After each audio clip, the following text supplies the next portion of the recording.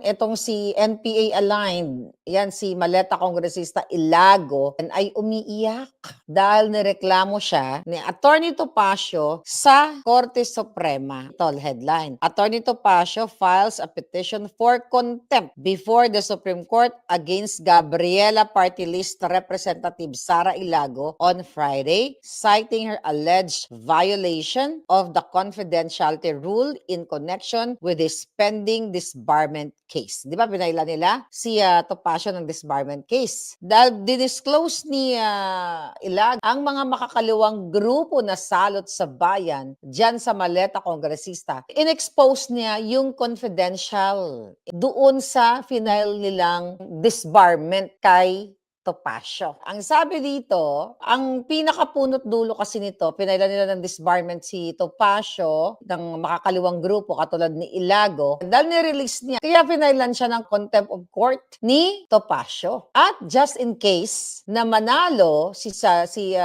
Attorney Topacio, pwede si Ilago makulong. Danyos, kulong, ang pinaka-worst case scenario or kulong. But syempre, process pa yan, mga kababayan. At ngayon, umiiyak-iyak. Kaya sa may mga drama niya, ang umiiyak-iyak ni Ilago. Ang sinasabi niya ngayon, nag-iiyak-iyak na bakit daw siya narereklamo sa Korte Suprema.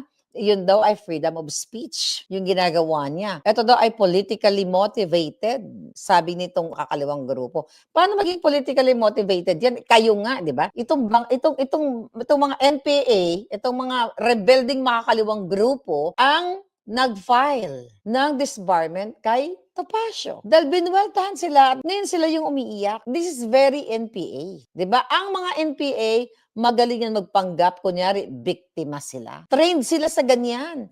Na kapag nahuli ka, diyan kunwari sa bukid o kung saan man, kunyari, biktima ka, hindi ka part ng NPA, kunyari, para ka sa bayan. Diba? So, nagreklamo na sila na nagreklamo ngayon. Nag-iiyak ito si Ilago. Ayan o, Gabriela Women's Party on Attorney Topacio's contempt of court. Okay, we find Topacio's announcement that he will file an indirect contempt case against Ilago, both pathetic and politically motivated. Pag sila mag-disbar, okay lang, hindi tayo gagalaw. Hayaan natin apak-apakan tayo, aapihin tayo, di ba? Dudurug-durugin tayo.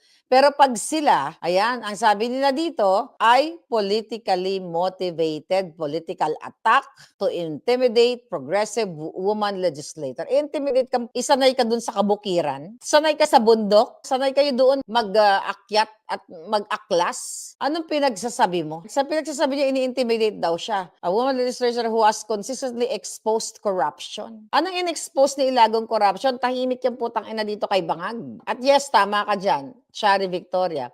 Hindi politiko si Topacio. Lawyer siya. Ikaw, miyembro ka dyan ng Maleta Kongresista. Tapos sinasabi niya dito, siya daw nakipaglaban sa human rights, welfare of women. Julul ang jutang Genemes. Sanay kayo dun sa kabukiran, mga hayop kayo. Tapos ngayon, pag inaano kayo, pag kayo ay binweltahan, magpi-play victim kayo.